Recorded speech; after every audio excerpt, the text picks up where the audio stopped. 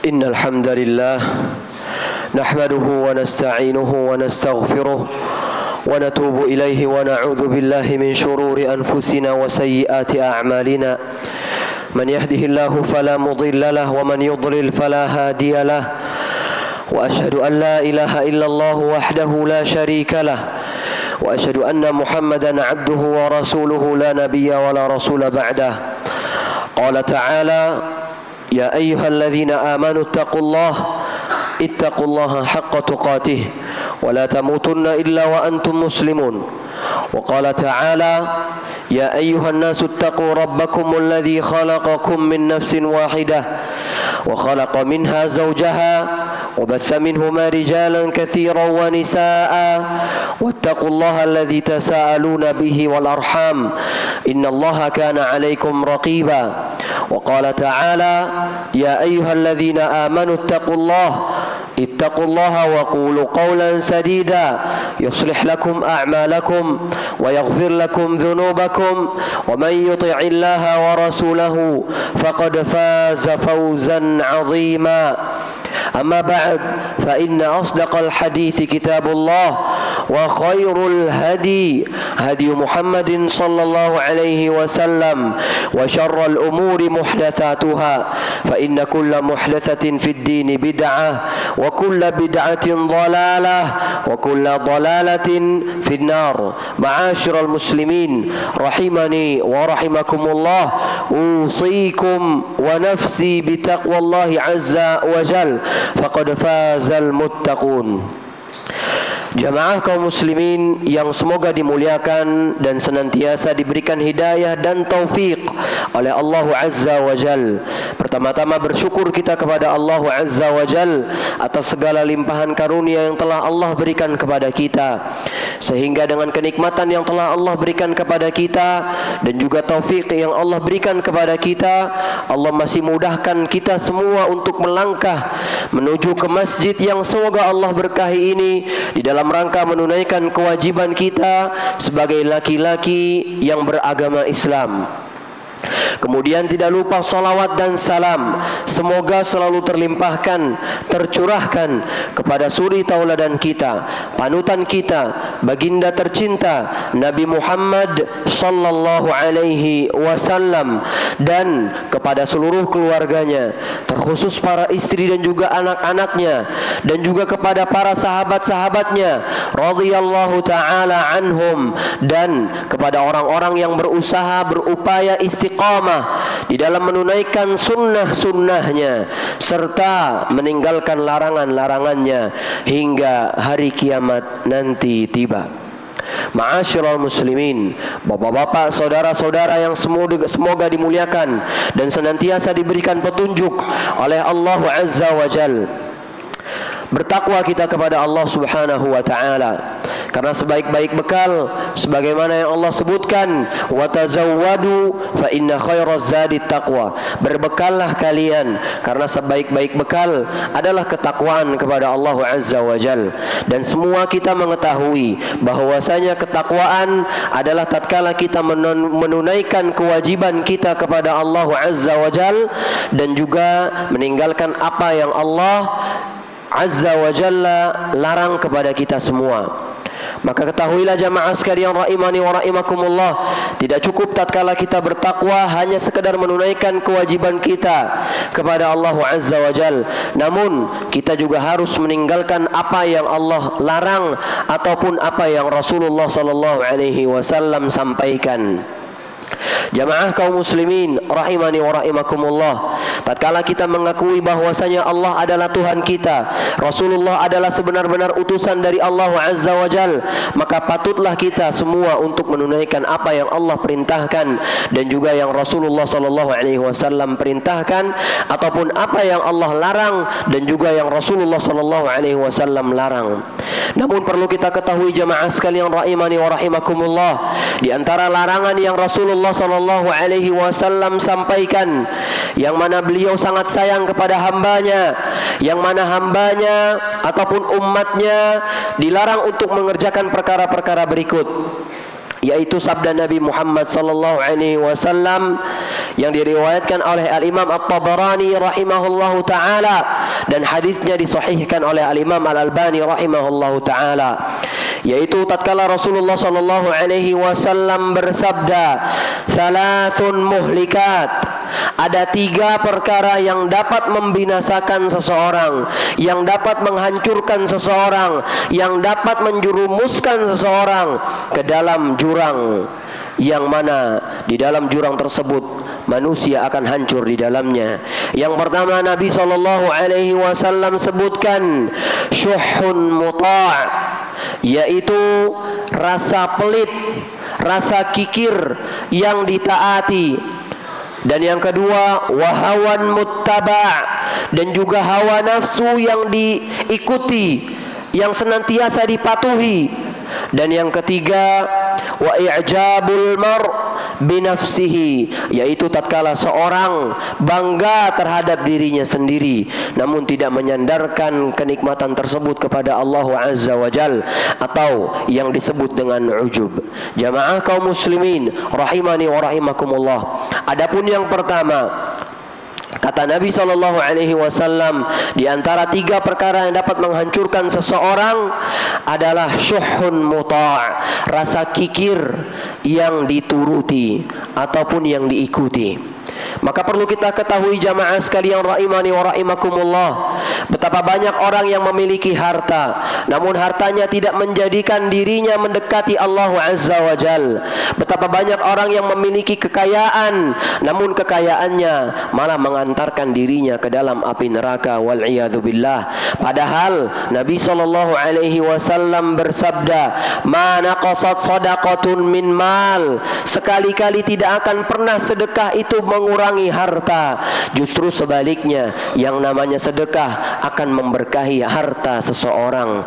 Maka jamaah kaum muslimin rahimani wa rahimakumullah, hendaknya kita betul-betul mengamalkan firman Allah Azza wa Jal di dalam surat Al-Hasyr, tatkala Allah Subhanahu wa taala berfirman, "Wa may yuqa syuhha nafsihi fa ulaika humul muflihun."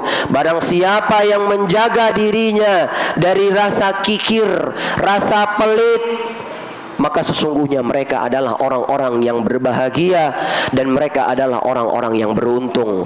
Maka betul tatkala Nabi SAW mengatakan, tidaklah setiap kalian di waktu paginya akan datang kepada kalian 2 malaikat, yang mana malaikat ini akan berkata, salah satu di antaranya, Allahumma a'ti munfiqan khalafa, ya Allah berikanlah ganti bagi orang-orang yang menginfakkan hartanya. Kemudian malaikat yang berikutnya mengatakan, Allahumma a'ti mumsikan talafa, ya Allah berikanlah kehancuran, kebinasaan bagi orang-orang yang menahan-nahan hartanya. Maka jamaah sekalian rahimani wa rahimakumullah, salah satu di antara penghancur dari seseorang atau sesuatu yang dapat menghancurkan seseorang adalah rasa pelit, rasa kikir, rasa hemat yang senantiasa dituruti namun tidak menggunakan hartanya untuk berinfak di jalan Allah Azza wa Jal. Kemudian yang kedua jamaah sekalian rahimani wa rahimakumullah, yaitu wahawan muttaba', hawa nafsu yang senantiasa dituruti dan dimaui. Tatkala seseorang menginginkan sesuatu padahal sesuatu tersebut dilarang oleh Allah Azza wa Jal, maka tatkala dia mengikuti hawa nafsunya tersebut, niscaya orang tersebut akan tersesat dan disesatkan oleh Allah Azza wa Jal. Padahal Allah Subhanahu wa taala mengatakan di dalam surat Shad, "Wala tattabi'il hawa fayudhillaka an sabilillah." Jangan kalian mengikuti hawa nafsu, maka niscaya Allah akan menyesatkan kalian dari Allah Azza wa Jal. Maka jamaah sekalian rahimani wa rahimakumullah, Betapa banyak orang berilmu, namun ternyata ilmunya tidak betul-betul diamalkan, malah dia menuruti hawa nafsunya. Padahal yang ini dilarang. Namun tatkala dia sudah besar, dia sudah memiliki jamaah, dan dia takut akan kehilangan jamaahnya, hingga akhirnya dia melontarkan statement-statement yang mana statement ini tidak diridhai oleh Allah Azza wa Jal, wal'iyadu billah. Ataupun dia melakukan perkara yang jelas-jelas Allah larang di dalam agamanya. Maka jamaah kaum muslimin rahimani wa rahimakumullah, jangan kita ikuti hawa nafsu hanya sekedar ingin mendapatkan kenikmatan dunia, ataupun kita takut kehilangan harta dan yang semisalnya. Niscaya Allah akan sesatkan kita. Maka ikutilah dalil dari Al-Quran dan As-Sunnah sesuai pemahaman para salaful ummah.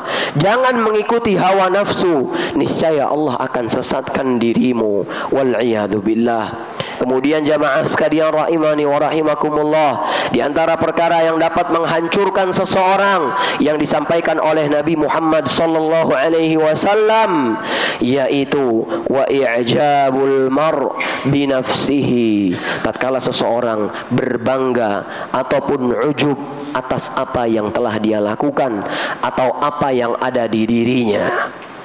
Dan ini banyak kita temui. Betapa banyak orang yang cerdas, namun kecerdasannya ternyata tidak mengantarkannya kepada keridhaan Allah Azza wa Jal. Betapa banyak orang yang memiliki jabatan yang tinggi, namun jabatannya tidak mendekatkan dirinya kepada Allah Azza wa Jal. Betapa banyak orang yang memiliki harta, namun hartanya tidak menjadikan dirinya dekat kepada Allah Azza wa Jal. Ini semua dikarenakan tatkala dia memiliki kecerdasan, dia sandarkan kecerdasan tersebut kepada dirinya sendiri, tidak kepada Allah Azza wa Jal. Tatkala dia memiliki jabatan, kemudian dia mengatakan ini adalah hasil jerih payah saya sendiri. Kemudian tatkala ada orang yang kaya raya, namun kekayaannya tidak menjadikan dirinya dekat kepada Allah, hingga akhirnya dia mengatakan ini adalah hasil keringatku sendiri. Maka ketahuilah jamaah sekalian rahimani wa rahimakumullah, tatkala kita memiliki rasa ujub, rasa bangga, rasa menyandarkan kenikmatan kepada diri kita sendiri, niscaya kita akan sampai ke dalam jurang kehancuran. Karena Nabi SAW pernah bersabda, "Iyyakum wal ujub, fa innahu ahlaka man kana qablakum al ujba." Atau kama qala sallallahu alaihi wasallam, berhati-hati kalian dari yang namanya ujub, karena sesungguhnya telah banyak di antara kaum-kaum sebelum kalian dihancurkan dikarenakan ujub yang mereka lakukan. Maka jamaah sekalian rahimani wa rahimakumullah, tatkala datang kepada diri kita rasa ujub, tatkala kita meyakini bahwasanya apa yang kita dapatkan, apa yang kita alami, apa yang kita rasakan, itu semua datangnya dari pribadi, maka hendaknya kita waspada. Yang demikian adalah ujub. Namun sebaliknya, hendaknya kita sandarkan kenikmatan tersebut kepada Rabbul Izzati wal Jalalah, Rabb yang telah memberikan segala kenikmatan, Rabb yang telah memberikan kekayaan, Rabb yang telah memberikan jabatan, Rabb yang telah memberikan kecerdasan dan kenikmatan-kenikmatan yang lainnya. Niscaya tatkala kita menyandarkan kenikmatan tersebut kepada Allah Azza wa Jal, Allah akan tambahkan kenikmatan tersebut, dan Allah akan berkahi kenikmatan tersebut, dan Allah akan jadikan kita hamba yang bersyukur di sisi Allah Azza wa Jal. Aqulu qawli hadza wa astaghfirullah li wa lakum wa lisairil muslimina min kulli dhanbin innahu huwal ghafurur rahim.